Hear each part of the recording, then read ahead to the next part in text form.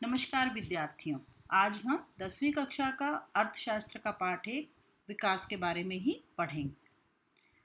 आज हम कुछ ऐसे तथ्यों के बारे में पढ़ेंगे जिनके बारे में बार बार आवश्यकता पड़ती है किसी भी देश को जानने समझने के लिए। जैसे पहला पॉइंट है शिशु मृत्यु दर। एक वर्ष में पैदा हुए 1000 जीवित बच्चों में से एक वर्ष के अंदर अंदर कितनों के बच्चों की मृत्यु हो जाती है, उसके अनुपात को शिशु मृत्यु दर कहा जाता है। ऐसे ही 7 वर्ष और उससे अधिक आयु के बच्चे और बड़े जिनको पढ़ना लिखना आता है, उसको हम कहते हैं साक्षरता दर। इसी प्रकार से 14 और 15 वर्ष की आयु के स्कूल जाने वाले कुल बच्चों का उसी आयु वर्ग के अनुपात में बच्चों के साथ प्रतिशत बताया जाता है। अब हम कुछ राज्यों की तुलना करेंगे जिनसे समझेंगे कि उन राज्यों की क्या स्थिति है। भारत में जैसे 3 राज्य महाराष्ट्र, केरल और बिहार। हम इनमें सबसे पहले देखेंगे प्रत्येक राज्य की प्रति व्यक्ति आय कितनी है। इसमें किस राज्य की सबसे ज़्यादा प्रति व्यक्ति आय है? महाराष्ट्र की। सबसे कम बिहार की। बिहार की तो सिर्फ 31,199 है। इसके अलावा अब हम देखेंगे शिशु मृत्यु दर। ओहो, सबसे ज़्यादा मृत्यु किस राज्य में हो रही है? बिहार में। एक साल में 1000 बच्चों में से 42 बच्चों की मृत्यु हो जाती है। सबसे कम मृत्यु किसकी है? केरल की। और महाराष्ट्र में कितनी है? 24। अब है शिक्षा का स्तर, साक्षरता दर कितनी है। इसमें भी देखो सबसे ज़्यादा साक्षरता दर किस राज्य में है? केरल में 94%। सबसे कम किसकी है? बिहार में 62%। महाराष्ट्र में साक्षरता दर कितना है? 82%। 14 से 15 वर्ष के बच्चे जो स्कूल जाते हैं, इसमें सबसे अधिक जाते हैं केरल में 78% और कम बिहार में सिर्फ 35% ही जा पाते हैं। यानी 14 साल के होने पर वह पढ़ाई छोड़ देते हैं। इन चीज़ों तीनों से हम तीनों जब राज्यों की तुलना कर रहे हैं तो हमने एक बात देखी कि सबसे ज़्यादा इनकम, सबसे ज़्यादा आय, प्रति व्यक्ति आय वो महाराष्ट्र की है। लेकिन बाकी सारी सुविधाएं वो किस में ज़्यादा हैं? केरल में ज़्यादा हैं। केरल में स्वास्थ्य सबसे अच्छा है, इसीलिए शिशु मृत्यु दर कम है। केरल में पढ़ाई लिखाई बहुत अच्छी है। तो उसका कारण क्या हो सकता है? इसका कारण ये हो सकता है केरल में ज़्यादा विद्यालयों की संख्या होगी और अस्पतालों की संख्या भी ज़्यादा होगी। अच्छा सबको भोजन मिल रहा होगा, इसीलिए वहाँ पर केरल जो है इसमें सबसे बेहतर राज्य माना जाएगा। हम सिर्फ प्रति व्यक्ति आय नहीं देखेंगे, हम बाकी चीज़ों को भी देखेंगे। अब तुम ध्यान से टॉपिक देखो। टॉपिक लिखा था आय और अन्य मापदंड।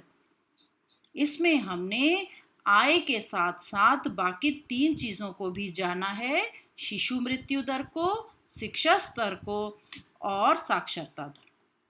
तो इन सब के हिसाब से इसमें सबसे बेहतर राज्य कौन सा है? केरल, क्योंकि इसमें वहाँ के लोगों को स्वास्थ्य के बारे में और शिक्षा के बारे में ज़्यादा ध्यान दिया गया है। अब हम बात करेंगे BMI, बॉडी मास इंडेक्स, शरीर द्रव्यमान सूचकांक। इसको निकालने का सीधा सा तरीका है, जिस भी व्यक्ति का वजन जितना है उसको ऊंचाई के स्क्वायर से भाग दे दिया और जितना भी वजन आया उससे हम क्या देखते हैं, ये किस लिए निकाला जा रहा है? ये देखने के लिए निकाला जा रहा है कि वह व्यक्ति कुपोषित तो नहीं है। इसको देखने का फार्मूला क्या है? यदि उस व्यक्ति की BMI 18.5 से कम आ रही है तो हम कहेंगे ओहो यह तो बहुत कुपोषित है, यानी ये तो बिल्कुल ही मतलब खाने के लिए तरस रहा है व्यक्ति, कुछ भी नहीं मिल रहा है इसको। लेकिन अगर 25 निकल रही है बीएमआई तो हम कहेंगे ओहो बहुत मोटा है, कितना खाएगा, लगता है पूरे देश का भोजन ही अकेला व्यक्ति का खा रहा है, जो कि ठीक नहीं। तो सामान्य कौन आएगा? सामान्य व्यक्ति आएगा 18.5 और 25 के बीच में जिसकी बीएमआई आती है उसको हम कहते हैं नॉर्मल। और ये सब इससे बीएमआई को हम इसलिए करते हैं जिससे देख सकें कि हमारे देश में या बाकी के देश में कितने लोग कुपोषित हैं और उनके स्वास्थ्य को सुधारने के लिए क्या क्या हम योजनाएं शुरू कर सकते हैं। अब हम पढ़ेंगे मानव विकास सूचकांक HDI। इनकी तुलना भी हम ये HDI बहुत बहुत बातों को देखती है, जो अभी मैंने पहले बताया। क्या देखेगी? प्रति व्यक्ति आय कितनी है, फिर क्या देखेगी? स्वास्थ्य कितना है, फिर शिक्षा कितनी है। इसके लिए हम 2014 में भारत और उसके जितने भी पड़ोसी देश हैं उनकी आपस में तुलना करेंगे। HDI हम इसलिए देखते हैं क्योंकि इसमें सारी चीज़ों को शामिल किया जाता है, सिर्फ प्रति व्यक्ति आय नहीं, बाकी चीज़ों भी हम देखते हैं, स्वास्थ्य भी, शिक्षा भी। लगभग ये पूरे संसार में 188 देश हैं जिनकी हम तुलना कर रहे हैं। तो उसमें अब ये देखें, पहला श्रीलंका देश है, भारत का पड़ोसी देश है। भारत से के मुकाबले में इसमें क्षेत्रफल भी कम है, लेकिन इसकी प्रति व्यक्ति आय कितनी है? $10,789। और भारत की कितनी है? 5,663। बाकी देशों के मुकाबले में फिर भी कुछ ठीक है, लेकिन श्रीलंका से तो बहुत ही कम है।